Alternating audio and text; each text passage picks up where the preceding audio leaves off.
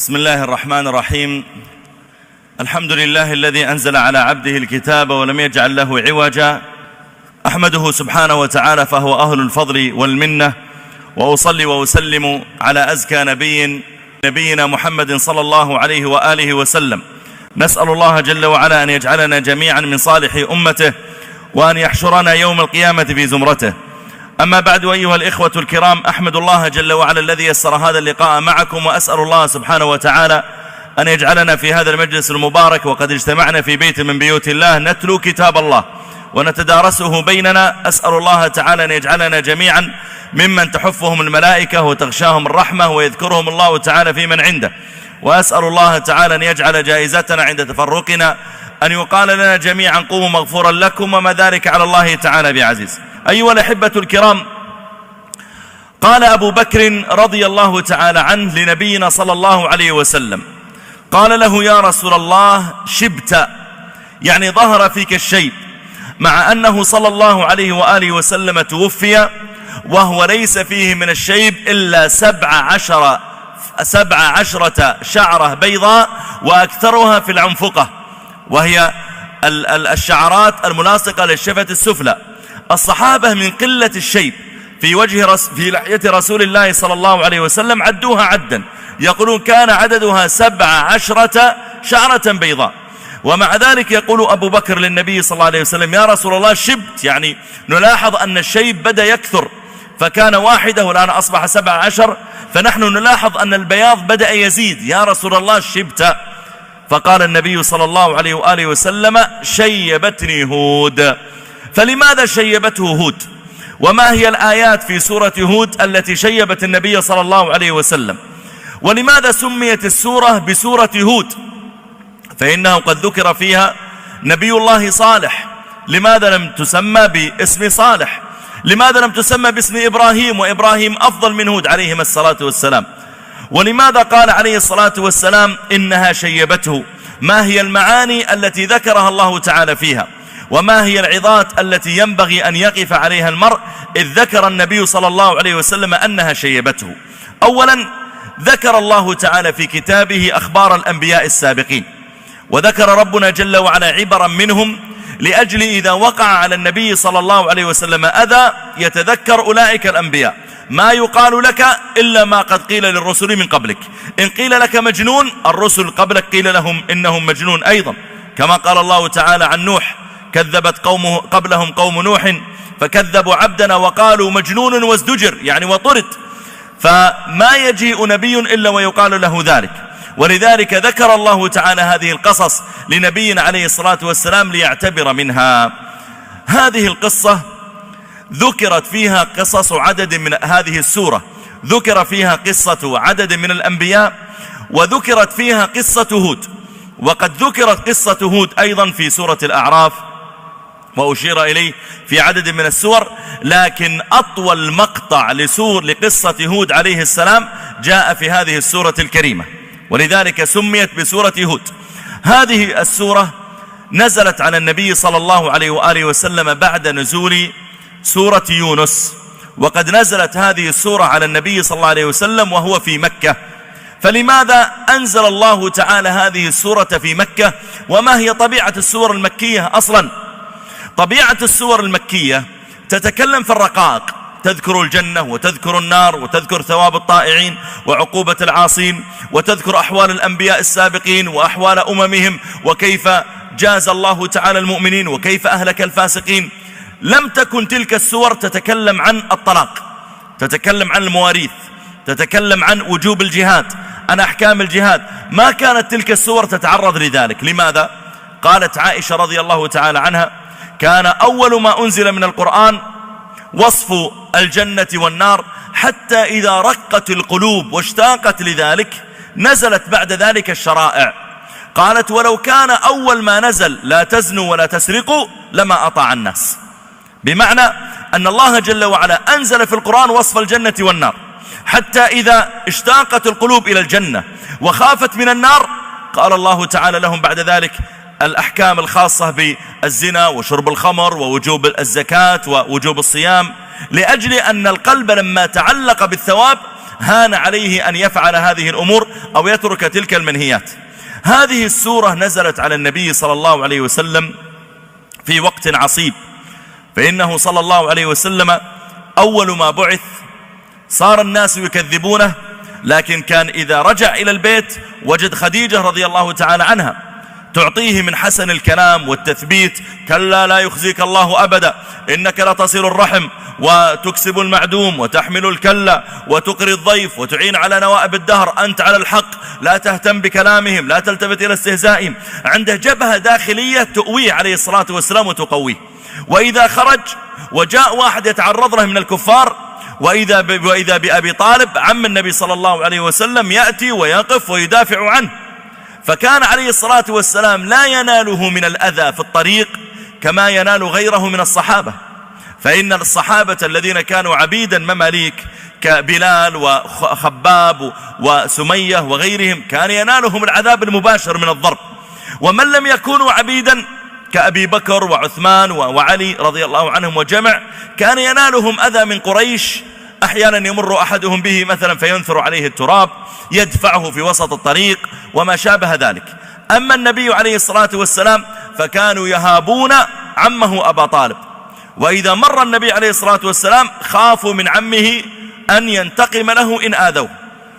فلما توفيت خديجة وتوفي عمه أبو طالب صار النبي عليه الصلاة والسلام يرجع إلى البيت، وإذا به يجد أيتام الأم بين يديه، يرى زينب ويرى أم كلثوم ويرى فاطمة رضي الله تعالى عنهن، 3 بنات بين يديه، رقية الرابعة، يرى عليه الصلاة والسلام 4 بنات بين يديه ليس لهن أم وليس لهن خادم في البيت وليس لهن في الدنيا إلا هو الأب، والأب مشغول بالدعوة ويكثر عليه الأذى.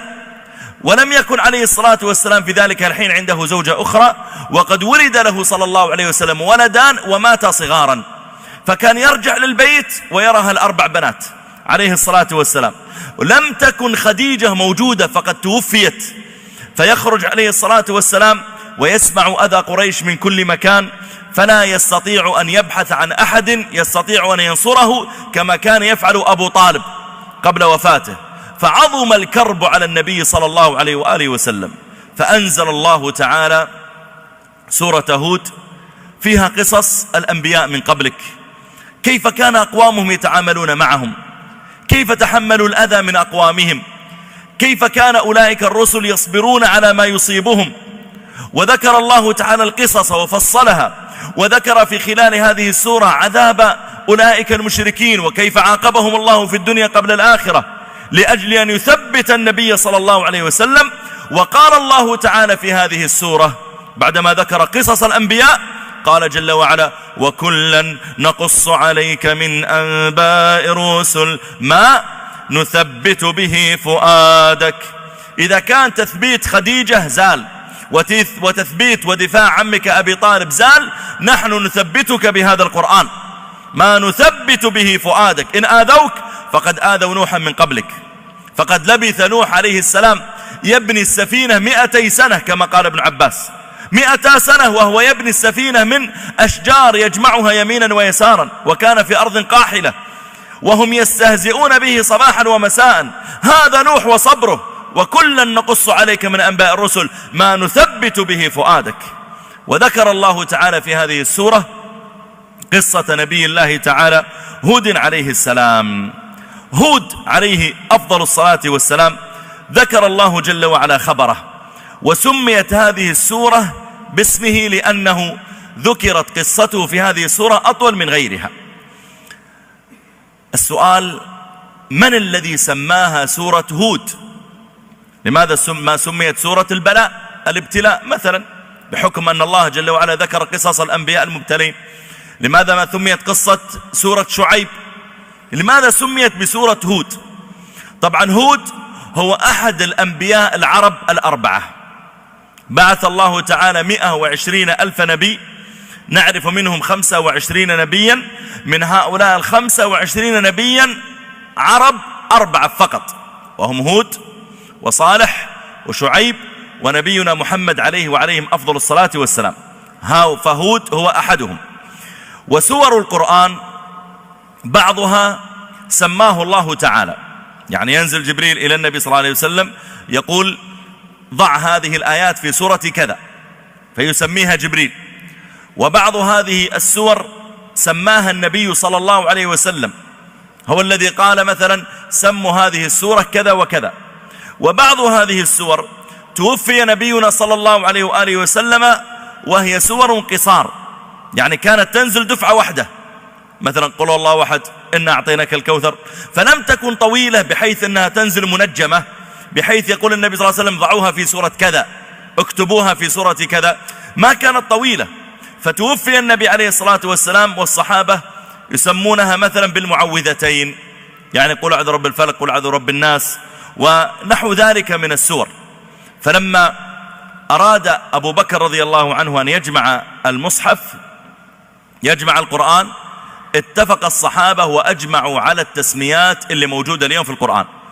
سميت سورة قل الله أحد بسورة الإخلاص، قل أعوذ برب الفلق سورة الفلق، قل أعوذ برب الناس سورة الناس، ونحو ذلك من التسميات. فتسميات السور على ثلاثة أقسام، بعضها سماه الله جل وعلا وأنزل به جبريل، وبعضها سماه النبي صلى الله عليه وآله وسلم، وبعضها سماه الصحابة الكرام وأجمعوا عليه.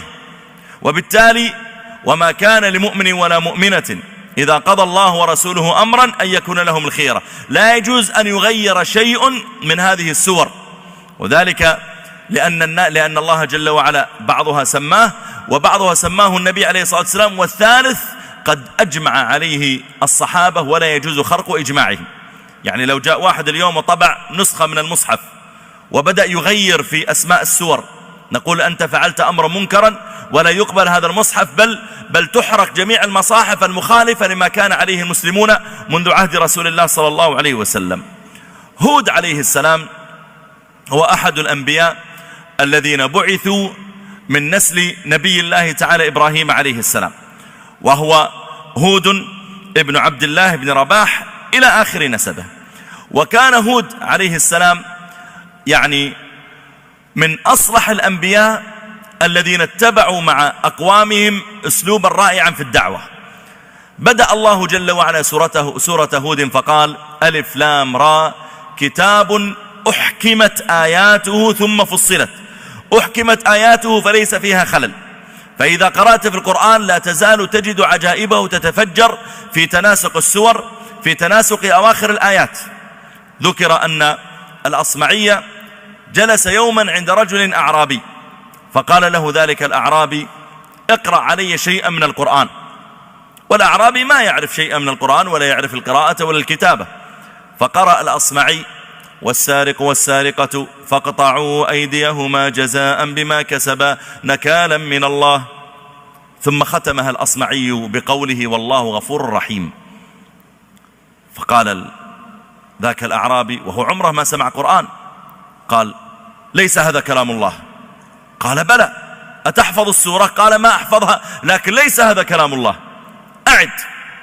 فأعاد والسارق والسارقة فاقطعوا أيديهما جزاء بما كسب نكالا من الله والله غفور رحيم. قال والله ما هو كلام الله، أعد وارجع إلى المصحف. فرجع وإذا الآية والسارق والسارقة فاقطعوا أيديهما جزاء بما كسب نكالا من الله والله عزيز حكيم. فقال الأعرابي نعم عز فحكم ولو غفر لما قطع. يقول هذه فيها عزة وتنفيذ للأمر بقطع اليد، ولو أن الله هنا سيرحمهم ويغلب عليهم الرحمة لا يغلب العقوبة لقال وإن سرقوا وإن فعلوا فلا تقطعوا أيديهما. ولذلك كان النبي صلى الله عليه وآله وسلم إذا قرأ القرآن عرف من أمام من هذا قرآن. أقبل مرة ضماد ابن ثعلبة وهو رجل كان يعني يرقي الناس، وكان عنده أدعية ورقى من أخبار الأولين، فكان يأتي ويرقي الناس. فلما دخل الرجل، رجل نيته طيبة، دخل إلى مكة، أقبلت إليه قريش كما تقبل على غيره، وسمعهم يتكلمون يقولون المجنون المجنون المجنون ذهب، المجنون جاء. قال أي مجنون؟ قالوا عندنا واحد مجنون. من هو؟ فأشاروا له إلى سيدنا رسول الله عليه الصلاة والسلام. فأقبل ضماد وهو رجل صادق النية ما أقبل مستهزئا، أقبل إلى سيدنا رسول الله عليه الصلاة والسلام وقال للنبي صلى الله عليه وسلم: إني سمعت قومك يقولون إنك مجنون. وكان النبي صلى الله عليه وسلم يا جماعة رفيقا، ما كان النبي صلى الله عليه وآله وسلم جاهزا للغضب دائما، بحيث أنه يأتي واحد من الطريق هكذا ويقول له: سمعت قومك يقولون مجنون، فيغضب ويقول لهم كذابين لست مجنونا. لا، كان عليه الصلاة والسلام يستعمل الرفق، فسكت. قال: هم يقولون ذلك، اللهم نجرب. فقال ذلك الرجل: فإن معي بقايا من حكمة لقمان، أنا رجل أقرأ، لست مثل قريش جاهلا، أنا أقرأ وأعرف، عندي بقايا من حكمة لقمان، عندي كلام حكيم، عبارات مرتبة، وإني أرقي من الجنون، أنا أعالج الجنون، فإن شئت عالجتك من جنونك. بالله كيف كان النبي صلى الله عليه وسلم يتحمل وهو عليه الصلاة والسلام فوق 40 ورأس في قومه، ويجيه واحد يقول: أنت مجنون بعالجك؟ قال: فإن شئت عالجتك من جنونك. فقال النبي صلى الله عليه وسلم: قل أسمع، يلا اقرأ علي، تفضل اقرأ علي، قل أسمع. فقرأ عليه كلاما من حكمة لقمان، يعني فيه نوع من الحكمة والتعظيم لله. فلما انتهى قال له النبي عليه الصلاة والسلام: إن هذا كلام حسن، والذي معي أحسن منه. قال: فما عندك؟ سمعني اللي عندك، شيء أحسن من اللي عندي؟ سمعني اللي عندك. فبدأ النبي صلى الله عليه وسلم بالمقدمة، ما بعد قرأ له آيات. قال عليه الصلاة والسلام: إن الحمد لله نحمده ونستعينه ونستغفره ونعوذ بالله من شرور أنفسنا وسيئات أعمالنا. خطب خطبة الحاجة في 2.5 أو 3 أسطر، المقدمة. إلى الآن ما دخل في الموضوع، ما قرأ قرآن. فلما قرأ خطبة الحاجة قال له ضماد: أعد علي قولك. فأعاد النبي عليه الصلاة والسلام مرة ثانية: إن الحمد لله نحمده ونستعينه ونستغفره. فقال ضماد: والله ما سمعت مثل هذا الكلام قط. يعني أنا متخصص في الرقية وأجمع كل كلام حسن، عمري ما سمعت مثل هذا الكلام الحسن، والله ما سمعت مثل هذا الكلام الحسن قط. والله لقد بلغ كلامك ناموس البحر، الجن اللي في البحر انتفضوا لأجل كلامك. هذا هو يسمع فقط كلاما في الثناء على الله عز وجل، فما بالك لو أنه سمع القرآن. فأنزل الله تعالى القرآن وقال: كتاب أحكمت آياته. أتحداك أن تجد حرفا في القرآن وتقول والله هذا الحرف زائد ما له شغل، ولا عزيز حكيم، لو أنها غيرت بغفور حكيم أو حكيم عزيز لكانت أحسن. لا يمكن أن تقول ذلك.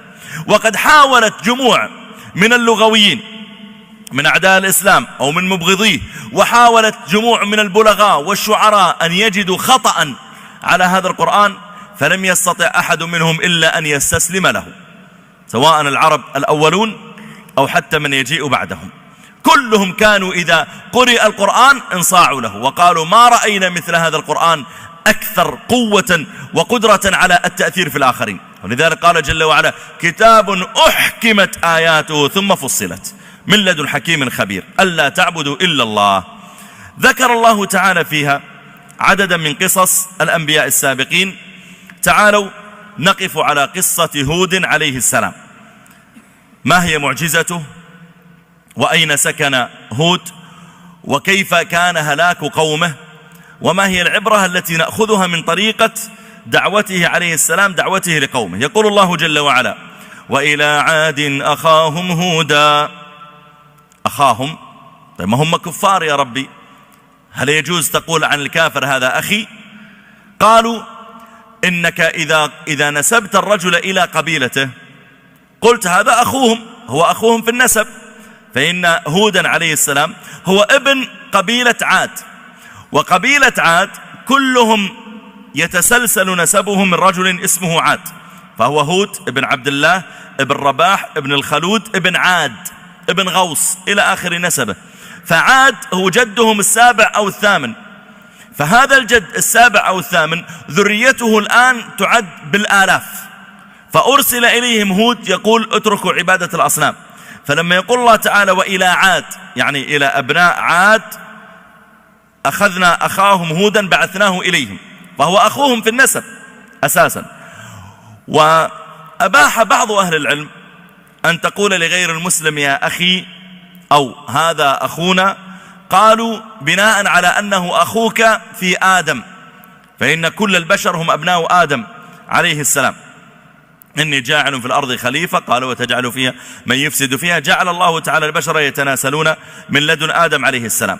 لكن الذي ذكر هنا أنه قال إلى عاد أخاهم هودا، إلى ثمود أخاهم صالحا، ذلك لأنه أصلا هو ابن القبيلة فسمي بذلك. قال جل وعلا وإلى عاد أخاهم هودا. أين كان عاد يسكنون؟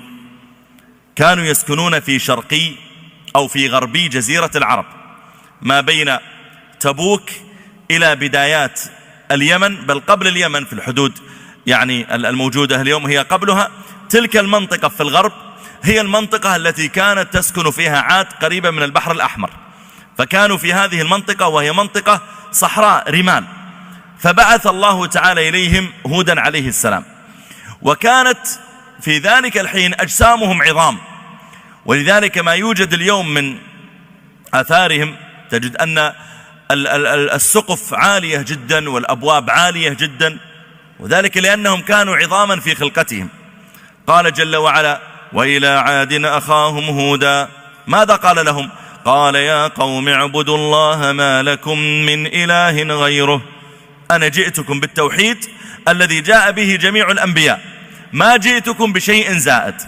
الأنبياء جاءوا بعقيدة واحدة التوحيد، وجاءوا بشرائع مختلفة كما قال الله جل وعلا لكل جعلنا منكم شرعة ومنهاجا.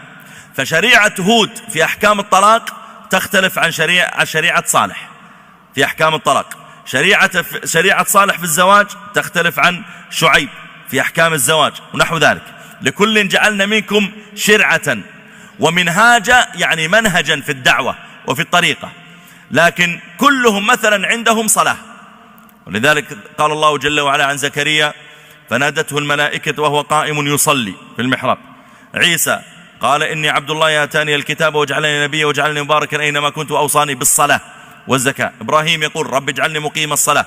قالوا يا شعيب أصلاتك تأمرك أن نترك ما يعبد آباؤنا أو أن نفعل في أموالنا ما نشاء؟ فهم كانوا أصلا متشابهين فيما يتعلق بالشرائع. لكن لما تقول عنده صلاة، طيب كم ركعة؟ الله أعلم بها. هل كل ركعة فيها سجودان؟ الله أعلم. لكن زكريا كان يصلي، شعيب كان يصلي، إبراهيم كان يصلي. كيف كان يصلي؟ لكل جعلنا منكم شرعة ومنهاجا. كلهم جاءوا بالتوحيد وجاءوا بشرائع متشابهة. ولذلك قال هنا قال يا قوم اعبدوا الله ما لكم من إله غيره. ثم قال إن أنتم إلا مفترون، يعني لما عبدتم غير الله أتيتم بالفرية، والفرية هي أعظم الكذب، وليس هناك ذنب أعظم من أن تدعي من أن تعبد إلها مع الله أو سوى الله. إما أن يكون المرء مشركا فيعبد غير الله معه، أو أن يكون ملحدا فينكر وجود الله أصلا ويعبد غير الله ابتداء، فكلاهما على ضلال. وكذلك إذا كان هذا المرء مفتريا فإنه يكون متعرضا للعذاب يوم القيامة، والفرية أنواع سيأتي تفصيلها. قال يا قوم لا أسألكم عليه أجرا إن أجري إلا على الذي فطرني أفلا تعقلون.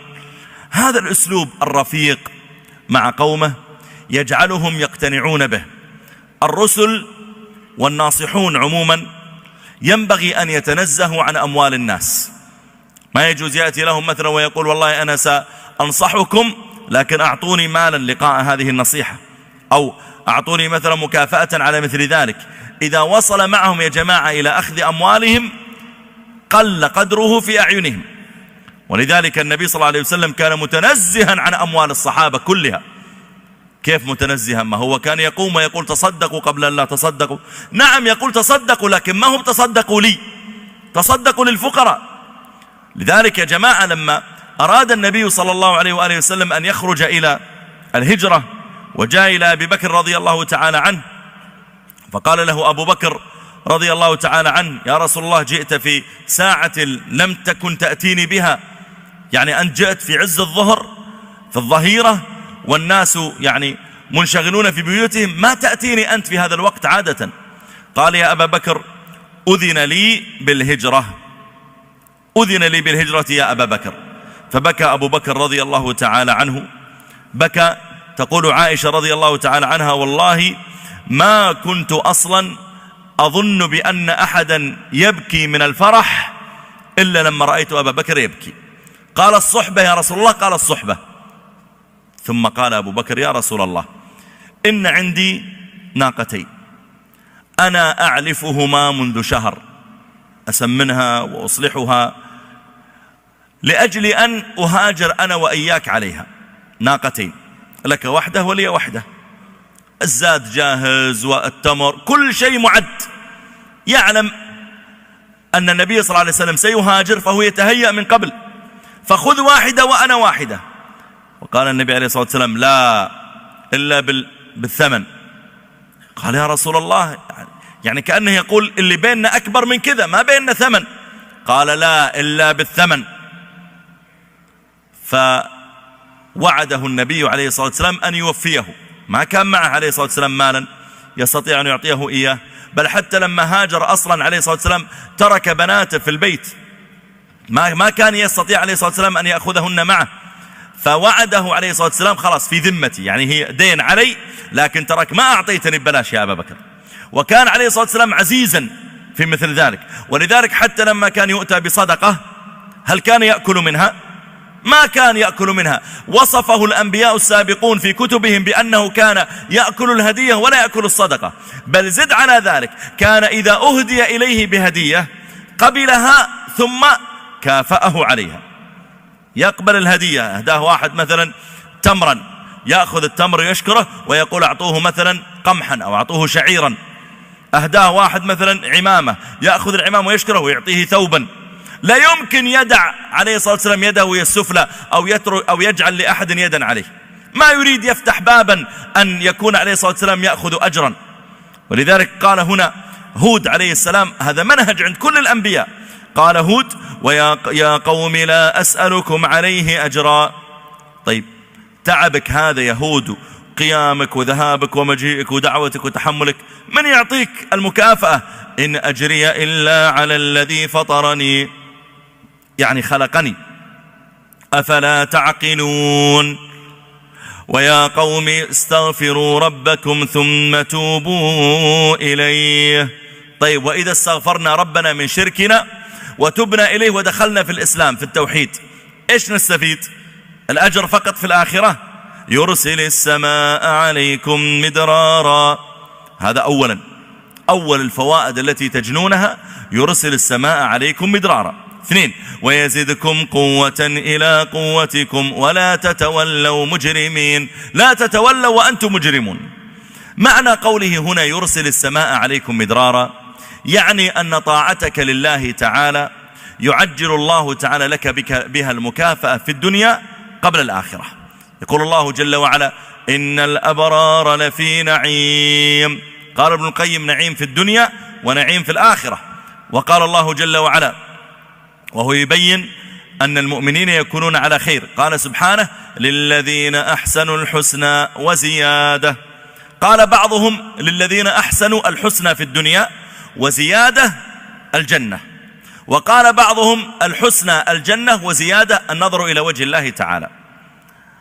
وقال الله جل وعلا من عمل صالحا من ذكر أو أنثى فلنحيينه حياة طيبة. كل من عمل عملا صالحا أيها الإخوة الكرام، من صدقة أو بر أو دعوة أو أمر بمعروف أو نهي عن منكر أو نصح أو أي عمل صالح، يقينا الله يكافئك في الدنيا قبل الآخرة. قد يقول البعض يعني يا شيخ هذا الكلام جيد، لكن نحن نلاحظ أن هناك أقوام صالحون ومساكين فقراء وفي بيوت يعني متهالكة، وربما أيضا عنده مشاكل صحية وعنده يعني الله ما كافأه الله، هذا هو مسكين على حاله هذا. فنقول إن الله تعالى كافأه وهو لم يعلم. قد يكون مكافأة الله تعالى للعبد قد تكون أمرا ظاهرا، فيعمل العمل الصالح فيطرح الله البركة في ماله مثلا، ويصلح الله أولاده، بينما غيره أولاده يقعون في منكرات ومخدرات وعقوق. أولاده صالحون فيقول يا رب لك الحمد، أنا أعلم أن هذا الخير بسبب صدقتي، بسبب صلاحي. أو قد يكون الله جل وعلا يحسن إليه وهو لا يعلم، فيكف الله تعالى عنه أمراضا تصيب غيره. يصبح ناس من أصدقائه وفي مثل سنه أصيبوا بأمراض خطيرة وذهبت أموالهم في العلاج وتتبع المستشفيات، وأنت يحميك الله تعالى من المرض بسبب ريال تصدقت به ذلك اليوم، أو قبلة على رأس أمك أو أبيك، أو لأجل غض بصر فعلته يوما، أو لأجل عمل صالح فعلته، فيكف الله عنك شرا أنت لم تكن تعلم أنه نازل بك. لكن اعلم يقينا أن كل عمل صالح ستجد أثره في الدنيا قبل أن تجده في الآخرة. خذ هذه قاعدة: إن الأبرار لفي نعيم، من عمل صالحا من ذكر أو أنثى فلنحيينه حياة طيبة، للذين أحسنوا الحسنى وزيادة يقينا. فقد يكون ربما أحيانا مجيء ولدك ومن ذهابه إلى البقالة ورجوعه وهو صغير وسلامته من أن تصدم السيارة، مع أن غيره ربما قبل فترة صدم في مثل حالته. نقول هناك عمل صالح عملته حمى الله تعالى به ولدك ولم يحزنك. ما فيه عمل صالح تعمله إلا يكافئك رب العالمين. ولذلك هنا شوف يقول هود عليه السلام: واستغفروا ربكم ثم توبوا إليه أنتم مخطئون، أنتم تقعون في الشرك، توبوا إلى الله، وإذا تبنا أسرع شيء يكافئكم الله تعالى به أن يسقي الرمال القاحلة التي أنتم تحيون عليها. هذا القحط الذي مر عليكم 3 سنوات بدون مطر حتى كدتم أن تهلكوا، يرسل السماء عليكم مدرارا. مدرارا يعني متتابعة، كما تقول مثلا الضرع يدر لبنا يعني يخرج منه اللبن بكثرة متتابعا. هذا المشروع يدر مالا يعني يأتي منه المال كثيرا متتابعا. فهنا يقول يرسل السماء عليكم مدرارا، بس لا ويزدكم قوة إلى قوتكم. قيل يزدكم قوة إلى قوتكم يعني صحة في أجسادكم، وقيل يزدكم مالا فإن المال قوة للإنسان، وقيل يزدكم قوة يعني يعطيكم ذرية، فإن كثرة الذرية قوة، كما قال الله جل وعلا: وبنين شهودا، يعني أولادا يشهدون معه المشاهد ويقوونه. فقالوا يزد. ولذلك يقول ابن عباس: من علاج العقم كثرة الاستغفار. وذلك أيضا شاهد في سورة نوح لما قال: استغفروا ربكم إنه كان غفارا يرسل السماء عليكم مدرارا ويمددكم بأموال وبنين ويجعل لكم جنات ويجعل لكم أنهارا. من أراد أن تسره صحيفته يوم القيامة فليكثر فيها من الاستغفار. طوبى لمن وجد في صحيفته استغفارا كثيرا. يا أيها الناس إنه ليغان على قلبي وإني لأتوب إلى الله وأستغفره في اليوم أكثر من 100 مرة. كنا نعد لرسول الله عليه الصلاة والسلام في المجلس الواحد أكثر من 70 مرة يقول: أستغفر الله أستغفر الله. الاستغفار له شأن في كفايتك من المرض، له شأن في دفع عقوبة الله عنك.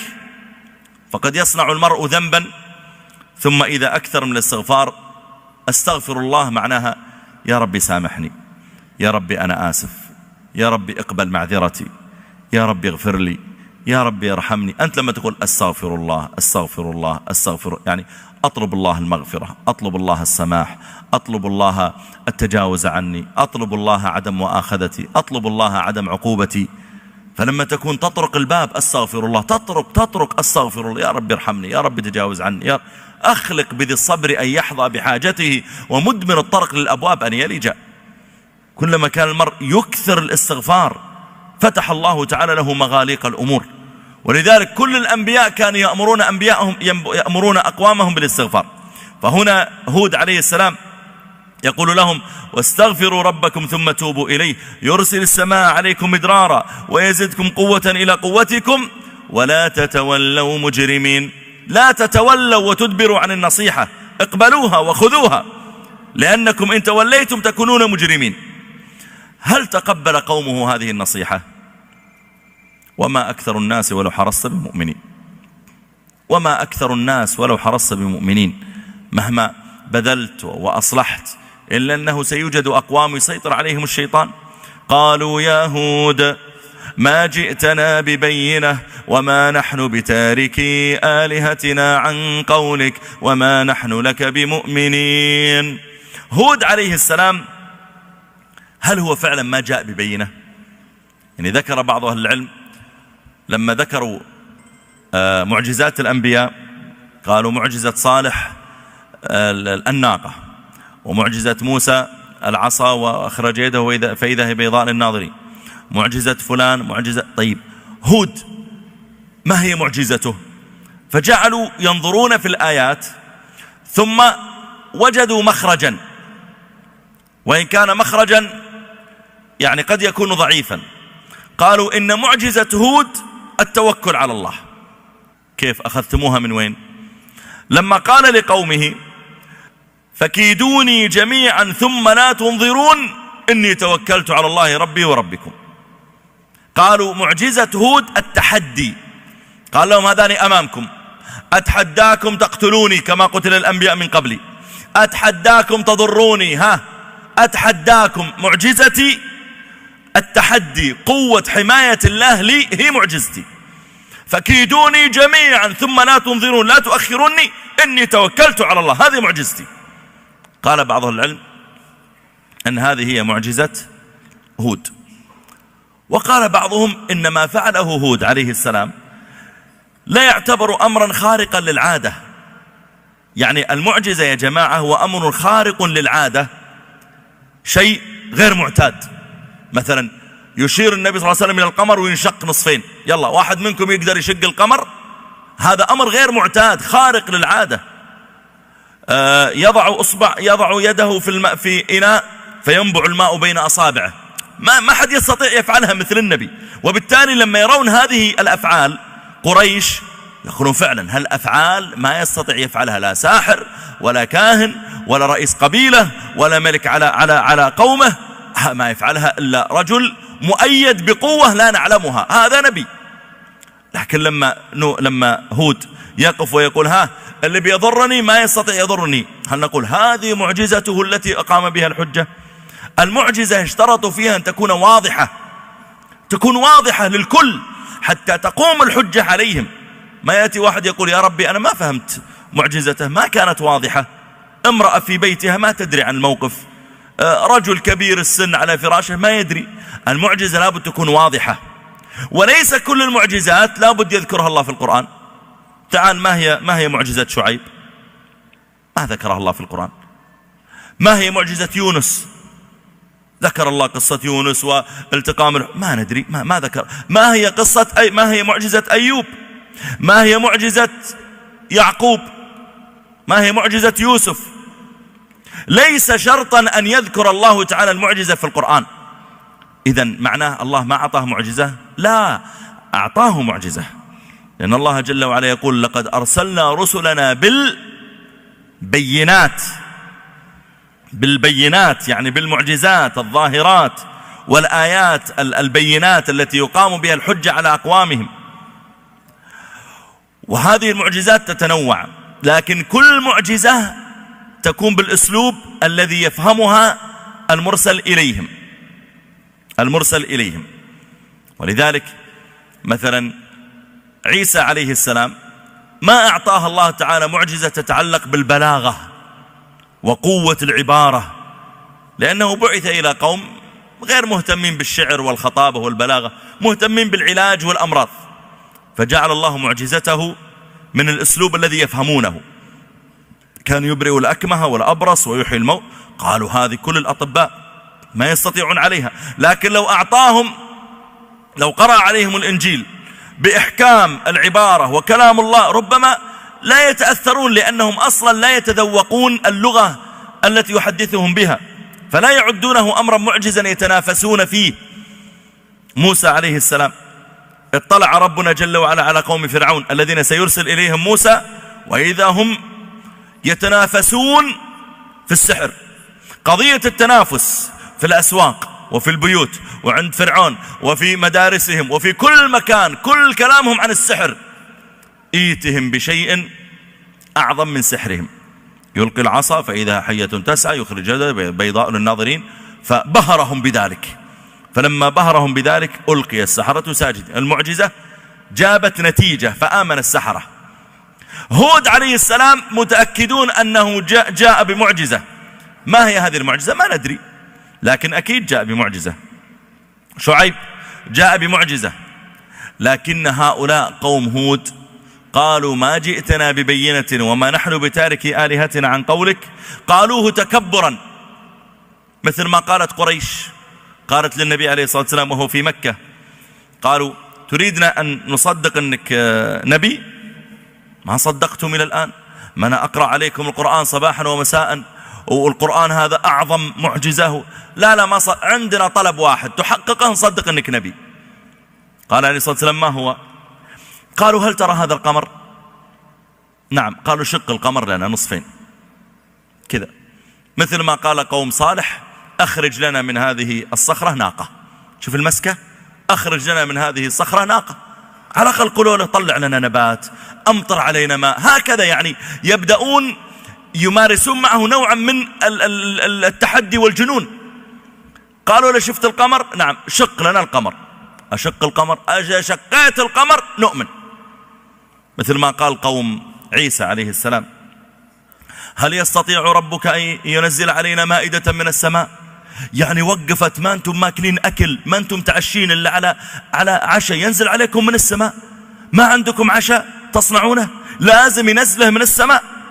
ولذلك أنكر عليهم عيسى، قال اتقوا الله إن كنتم مؤمنين. ما هذه الطلبات التي لا تليق؟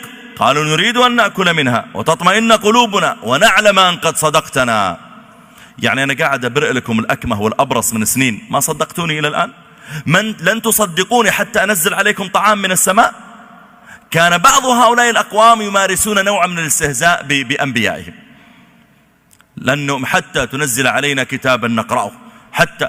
فقالت قريش شق لنا هذا القمر، فدعا الله تعالى، فأمر الله تعالى القمر فانشق، والتفتوا وإذا بهم يرون فلقة على الجبل أبي قبيس وفلقة في الناحية الأخرى. يا ناس كلكم قالوا كلنا ما سحرنا، كلنا يعني كلنا مسحورين الآن. إذن اسألوا السفار، يمكن سحر أهل مكة، اسألوا الذين جاءوا من سفر. صار كل ما جاءهم واحد من سفر، اللي جاي من العراق، اللي جاي من الشام، اللي جاي من اليمن، اللي جاي من اليمام، كل واحد أول سؤال يسألونه في اليوم الفلاني الليلة الفلانية رأيت شيئا غريبا؟ الأرض ما فيها إلا قمر واحد. قال نعم في تلك الليلة انشق القمر. استغربنا، قالوا يا جماعة إن سحر تجار العراق وتجار الشام وتجار اليمن. فقالوا قد بلغ سحره الأرض كلها واستمروا على كفرهم، ما جئتنا بمعجزة عشان نصدقك. هذا الذي قاله قوم هود لهود عليه السلام. قالوا يا هود ما جئتنا ببينة وما نحن بتاركي آلهتنا عن قولك وما نحن لك بمؤمنين. طيب إذن إيش المشكلة اللي عند هود؟ قالوا إن نقول إلا اعتراك بعض آلهتنا بسوء. أكيد أن آلهتنا لما كذبت أصابتك بجنون ومرض. سبحان الله يا جماعة، هذا الاتهام لا يكاد أن يسلم منه أحد ممن يعمل في دعوة إلى الله تعالى، أو يعمل في إصلاح الناس، أو في التأثير فيهم، أو في ما شابه ذلك. وتجد أنهم يتهمونه، إما أن يتهموه أحيانا بأنه مصاب بأمراض نفسية، فيقولون والله فلان ترى هذا وسوس، هذا أصيب بمرض نفسي، ولا تلوموه الآن، رجل مصاب في عقله. الله إمام هالمسجد وسوس لما قال للناس مثلا الأغاني حرام، ولا ترى الذي يفعل كذا هذا أمر محرم. فإذا جاءهم بأمر هم قد اعتادوا على فعله فحرمه أو نهاهم عنه، اتهموه في عقله. وهذا الذي فعلته قريش، بل فعله أيضا من كان قبلهم، وقالوا مجنون وازدجر. يتهمونه في عقله، يتهمونه بالوسوسة، يتهمونه بأمور. فعلى المرء يا جماعة الذي يريد أن يدعو الناس إلى الله أن يوطن نفسه أصلا على تحمل الأذى. طبعا ليس دائما فيها أذى، يعني أحيانا بعض الإخوة يتكلم عن الدعوة فيقول فلا تظن أن الدعوة مفروشة، أن طريق الدعوة مفروش بالزهور، إنه مفروش بالأشواك، إنه مفروش لا، ليس دائما مفروش بالأشواك، مفروش بالأذى، ليس دائما. يعني حتى أيضا لا نخوف الناس من الأمر بالمعروف والنهي عن المنكر ونأتي إلى حوادث معينة في السيرة أو في التاريخ ونبدأ نرصدها هي فقط حتى نبين شوفها في أذى، في أذى، ما هو في أيضا صلاح، أيضا ليخدم الدين يجعل الله له مكانة بين الناس. اللي يحفظ القرآن يرفع الله قدره، إن الله ليرفع بهذا الكتاب أقواما ويضع به آخرين. اللي يكون إمام مسجد للناس ويعني ومؤثر فيهم يحبونه ويقدرونه. يعني وإذا نظرت في من يصيبه البلاء بسبب الدعوة إلى الله تعالى ستجد أنها أعداد قليلة ومواقف قليلة. تعال اسأل أي داعية اليوم يشتغل بالدعوة سواء في المملكة عندنا أو في الخليج أو في خارجها، واسأله منذ متى وأنت في الدعوة فيقول لك أنا منذ 20 سنة.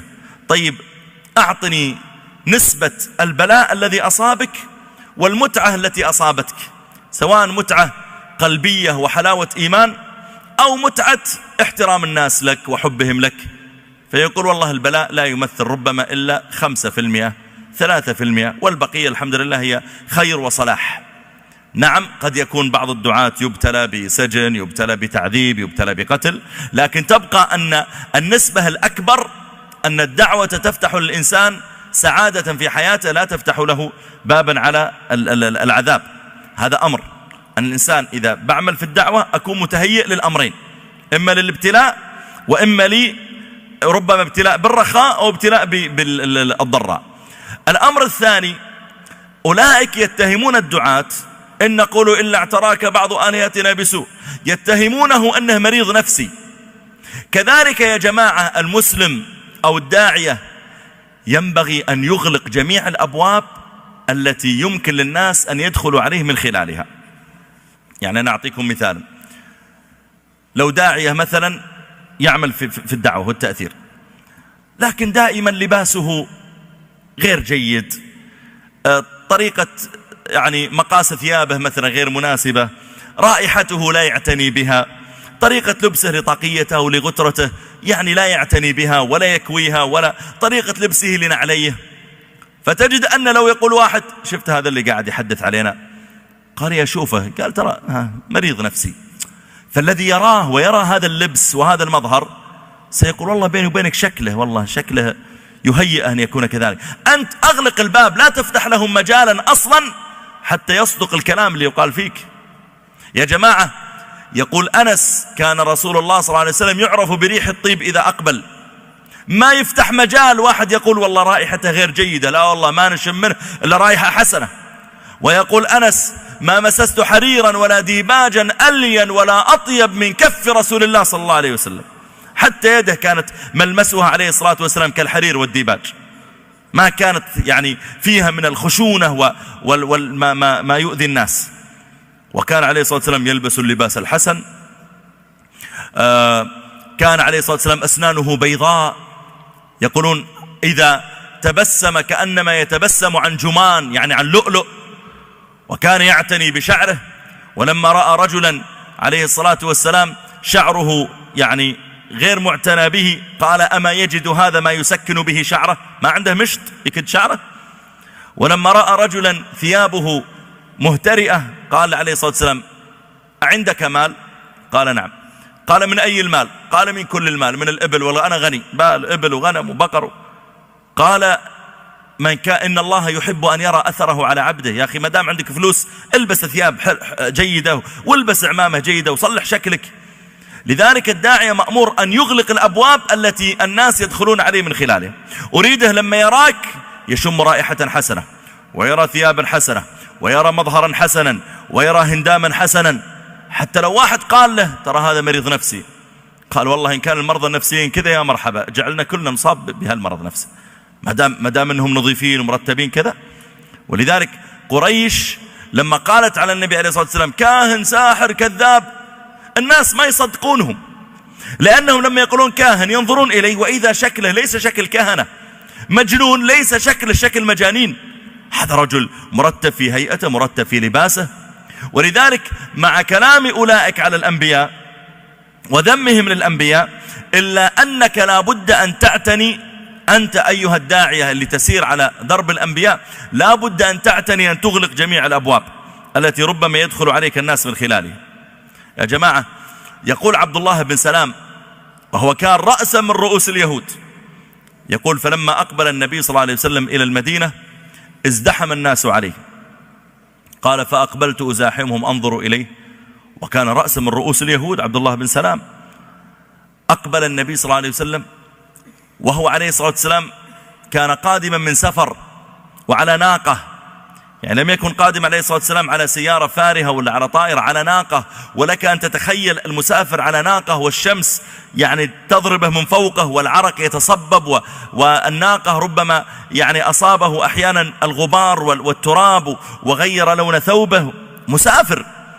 ومع ذلك لما أقبل صلى الله عليه وسلم حسن من هيئته، ويدري أن الناس بيجتمعون ينظرون إليه، ويعني وحسن من حاله، وألقى عنه وعثاء السفر وتعبه ودخل. يقول عبد الله بن سلام: فجعلت أنظر إليه من بعيد، فلما رأيت وجهه، رأيت الرجل في لباسه، ورأيت وجهه، ورأيت يعني هندامه، ورأيت كله، فلما رأيت وجهه علمت أنه ليس بوجه كذاب. شوف تأثير مظهر النبي صلى الله عليه وسلم ووجهه عليه الصلاة والسلام وإشراقه. الطفيل بن عمرو لما حذرته قريش من رؤية النبي عليه الصلاة والسلام وقال: ترى هذا كاهن بيسحرك، فجاء فلما رأى النبي صلى الله عليه وسلم يصلي عند الكعبة جعل ينظر. هم يقولون أنه ساحر ومجنون. يا جماعة، لباسه ليس لباس مجانين، مظهره ليس مظهر مجانين، طريقة ركوعه وسجوده ووقاره ليس وقار مجانين. فنحن لما نقول يا جماعة أن الناس سوف، ولذلك جاء الطفيل وأسلم، لما نقول أن الناس يرمون الداعية بشيء، هم يفرحون أن يجدوا عليك شيئا ليرمونك به. أنت أقفل الأبواب مباشرة. إن أرادوا يتكلموا في أسلوب كلامك، وإذا أنت تعتني بألفاظك. إن أرادوا يتكلموا على رائحتك، وإذا هي من أطيب الرائحة. إن أرادوا يتكلموا على مظهرك، وإذا أنت مهتم بمظهرك. إن أرادوا يتكلموا عن أمانتك، وإذا أنت صاحب أمانة. فما يستطيعون أن يجدوا مدخلا يلجون عليك من خلاله ليذموك به. والناس لا تنسى، الناس ما ينسوا. ولذلك هنا يتهمونه، يقولون: إن نقول إلا اعتراك يعني أصابك، إلا اعتراك بعض آلهتنا بسوء، وذلك أنهم جحدوا البينات. وقول الله جل وعلا هنا: ما جئتنا ببينة، فيه تنبيه أن الذي يدعو إلى الله تعالى لا بد أن يبحث أي بينات يقيم بها الحجة على الناس. يعني مثلا واحد ذهب يدعو إلى الله تعالى، مثلا مجموعة من الأطباء في أحد المستشفيات يدعوهم إلى الإسلام.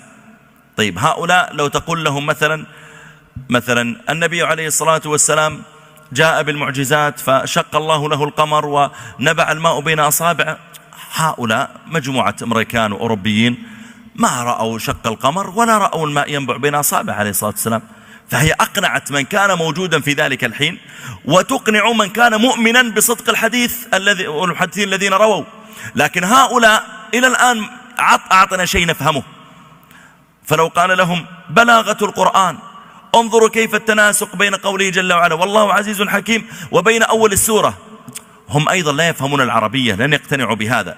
جئهم ببينة يفهمونها، كما بعث الله موسى ببينة يفهمها قومه، وعيسى بعثه ببينة يفهمها قومه، وغيرهم من الأنبياء جئهم ببينة يفهمونها. قل لهم مثلا: أنتم مجموعة أطباء، طيب سأعطيكم مثالا على الأحياء. أليس مجموعة الأطباء يعلمون بأن الأعصاب التي تنقل الإحساس هي موجودة فقط في الجلد؟ سيقولون لك: نعم. ما تكتشف هذا؟ والله اكتشف هذا قبل كذا سنة عبر ميكروسكوبات ودراسات وإلى آخره. هذا موجود في القرآن الذي نحن ندعوكم إلى الإيمان به. القرآن هذا من متى؟ هذا أنزل قبل 1400 سنة. ثم حدثهم عنه. وأذكر أني قبل سنوات زرت اليمن الحبيب، وزرت شيخنا الزنداني وفقه الله، وهو معتني بالإعجاز العلمي. فقلت له: يا شيخ، هل يعني أسلم أحد بسبب الإعجاز؟ فحدثني أنه قبل سنوات طويلة كان في جامعة الملك عبد العزيز في جدة مؤتمر. يقول فجاء أستاذ بروفيسور في علم الأحياء، وكان الاكتشاف الذي جاء به في المؤتمر أنه اكتشف أن الأعصاب التي تنقل الإحساس موجودة في الجلد، وبالتالي عند التخدير ممكن تستعمل المواد السائلة تخدر الجلد وليس لازم تستعمل، وعند اكتشاف بنى عليه اقتراحات طبية. يقول فقلت له هذا الكلام نعرفه من زمان، كيف تعرفه؟ قال وتلوت عليه الآية إن الذين كفروا بآياتنا سوف نصليهم نارا كلما نضجت جلودهم بدلناهم جلودا غيرها. ليش؟ ليذوقوا العذاب. يعني لما يروح الجلد لن يذوق العذاب، فالله يعطيه جلدا حتى يكون فيه أعصاب. يقول وعجب الرجل وطلب مني الآية، فصورت له الصفحة وأعطيتها له. يقول وكان لما نزل يسأل ممرضات فلبينيات جايين من المستشفى يحضرن أنتم تعرفوا عربي؟ الترجمة هذه صحيح؟ يقول فجاءنا بعد سنة وإذا قد أسلم على يديه 500 شخص. ثم قال لي طرفة وقعت في أحد المؤتمرات، يقول في أحد المؤتمرات تكلمت عن القرآن وقلت والقرآن فيه كل شيء، فيه خبر من قبلنا ونبأ ما بعدنا والقرآن كذا. يقول فقام شخص واضح أنه فقط يريد يعمل بلبلة، يعني ليس قصده بحث عن حق، واضح من أسلوبه. هو قاطعني وقالوا اجلس اكتب سؤالك. لا ما بكتب سؤالي بسأل الآن. قلت تفضل ما هو سؤالك؟ فقال وهو غاضب قال أنت تقول القرآن في كل شيء؟ قلت نعم القرآن في كل شيء. يقول فكان عليه طاقية ونزع طاقيته وطلعت صلعته، قال صلعتي هذه في القرآن؟ يستهزئ، صلعتي هذه في القرآن؟ يقول الزنداني فقلت نعم في القرآن. قال وين الآية؟ قال فقلت والبلد الطيب يخرج نبأته بإذن ربه والذي خبث لا يخرج إلا نكدا. يقول أردت أني أسكته بس وأدبه حتى مرة ثانية ما يقوم يعترض علينا. طبعا في الغالب كل من تعدى 40 له صلعة، ولو كشفت طاقيتي لرأيتم عجبا يعني. لكن يقولون أنها علامة الذكاء في العموم يعني. فالمقصود من هذا أن الإنسان إذا أراد أن يأتي ببينة عندما يتكلم مع أحد لا بد أن يأتي ببينة يفهمونها. تكلمت مع جيولوجيين، ائتي لهم بشيء في الإسلام سواء في القرآن من الإعجاز العلمي أو غيره يفهمونه هم. جئت إلى بلغاء ائتي لهم بشيء. ولذلك ما بعث الله تعالى نبيا بمعجزة إلا بمنهج يفهمه قومه. متخصصون في السحر أرسل لهم العصا تتحول حية، متخصصون في الطب أرسل لهم كذا، متخصصون في كذا، فأقام الحجة عليهم. ما جئتنا ببينة، فجاءهم بالبينة فكذبوا بها. ثم قال الله جل وعلا عن هود عليه السلام قال إن نقول إلا اعتراك بعض آلهتنا بسوء قال إني أشهد الله واشهدوا أني بريء مما تشركون. أنا بريء من هذه الآلهة التي تعبدونها، إني وجه من دونه فكيدوني جميعا ثم لا تنظرون، إني توكلت على الله ربي وربكم ما من دابة إلا هو آخذ بناصيتها، ما من دابة إلا هو آخذ بناصيتها. قالوا الناصية هي مقدم الرأس والشعر، كما قال الله جل وعلا ناصية كاذبة خاطئة. وبالمناسبة يقولون يا جماعة أن مركز التحكم واتخاذ القرار موجود في الجزء المتقدم من الدماغ. اكتشف هذا يا جماعة عام 1890 للميلاد. قالوا كان هناك مجموعة من العمال الأمريكان يعملون، فأصيب أحدهم بمسمار في جبهته ودخل. هذه قصة يعني قرأتها تتحدث عن الإعجاز العلمي في الآية. يقولون عولج منها، لكن لاحظوا أن تصرفاته تغيرت، لم ينقلب مجنونا لكن تغير تصرفاته. فعملوا دراسات فوجد أن مركز اتخاذ القرار في الدماغ موجود هنا في الناصية. لذلك قال الله تعالى ناصية كاذبة خاطئة. وهنا يقول ما من دابة، ليست الدابة اللي تتخذ قرارها، الله الذي يقدر لها ما يشاء. فقال هو الذي يتحكم في ناصيتها، يتحكم في دماغها وفي عقلها وفي قراراتها. ما من دابة إلا هو آخذ بناصيتها. طيب هل سيأخذ بناصيتها إلى خير أم إلى شر؟ قال إن ربي على صراط مستقيم. الله بيأخذ بناصيتها إلى الخير، لكن هي قد لا تقبل الخير، كما قال جل وعلا وهديناه إنا هديناه السبيل إما شاكرا وإما كفورا. وقال جل وعلا وهديناه النجدين، لكن منهم من يتبع هذا ويتبع هذا. ثم قال هود عليه السلام في ختام الآيات فإن تولوا أنا بلغتكم رسالة يا جماعة، تؤمنون ما تؤمنون هذا أمر راجع لكم. فإن تولوا اللي علي البلاغ فقد أبلغتكم ما أرسلت به إليكم. الله أمرني يبلغكم التوحيد، بلغتكم. أنا لست مسؤولا عنك تؤمن ولا ما تؤمن. ولذلك أنت يا أخي إذا نصحت الناس لا تحرق أعصابك، والله ما تقبلوا ما آمنوا، هذا أمرهم إلى الله.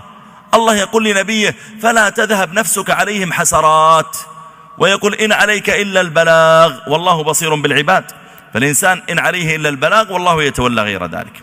ثم قال الله جل وعلا في الآية الأخيرة قال سبحانه وتعالى فإن تولوا فقد أبلغتكم ما أرسلت به إليكم. أنت مطالب أن تبلغ إلى الناس الخير، إن اتبعوه يعني هذا خير وصلاح ولك أجر، إن لم يتبعوه فقد بلغت ما أوجب الله تعالى عليك. يوم القيامة يأتي النبي ومعه الرجل، ويأتي النبي ومعه الرجلان، ويأتي النبي وليس معه أحد. يا ربي أرسلتني ما أحد استجاب لي. ويأتي النبي وليس معه أحد. ثم قال ويستخلف ربي قوما غيركم أنتم إذا لم تطيعوه أهلككم الله. وفعلا أهلكهم الله تعالى بريح صرصر عاتية. ثم قال ولا تضرونه شيئا إن ربي على كل شيء حفيظ. أنتم إن أصلحتم لأنفسكم، أنتم إن أحسنتم لأنفسكم، وإن أسأتم فلها. الإنسان إذا أصلح ما بينه وبين الله جل وعلا فإن الله تعالى يأجره وهو الذي يستفيد، وإن أساء فالله تعالى لا يتضرر بشيء. أسأل الله جل وعلا أن يجعلنا وإياكم ممن يستمعون القول فيتبعون أحسنه. اللهم يا حي يا قيوم يا ذا الجلال والإكرام. الحمد لله الكريم الوهاب، الحمد لله الرحيم التواب، الحمد لله الهادي إلى الصواب، مزيل الشدائد وكاشف المصاب، الحمد لله فارج الهم وكاشف الغم، مجيب دعوة المضطر فما سأله سائل فخاب، يسمع جهر القول وخفي الخطاب، أخذ بنواصي جميع الدواب، فسبحانه من إله عظيم لا يماثل ولا يضاهى ولا يرام له جناب. هو ربنا لا إله إلا هو، عليه المتكل وإليه المرجع والمآب. اللهم يا حي يا قيوم يا من عز فارتفع وذل كل شيء له وخضع، اللهم يا من يعلم السرائر والضمائر، يا من هو أول وآخر وباطن وظاهر، اللهم لا تدع من بيننا ولا من أحبابنا مريضا إلا شفيته، ولا عقيما إلا ذرية صالحة رزقته، يا حي يا قيوم. اللهم صل وسلم على عبدك ورسولك محمد وعلى آله وصحبه أجمعين.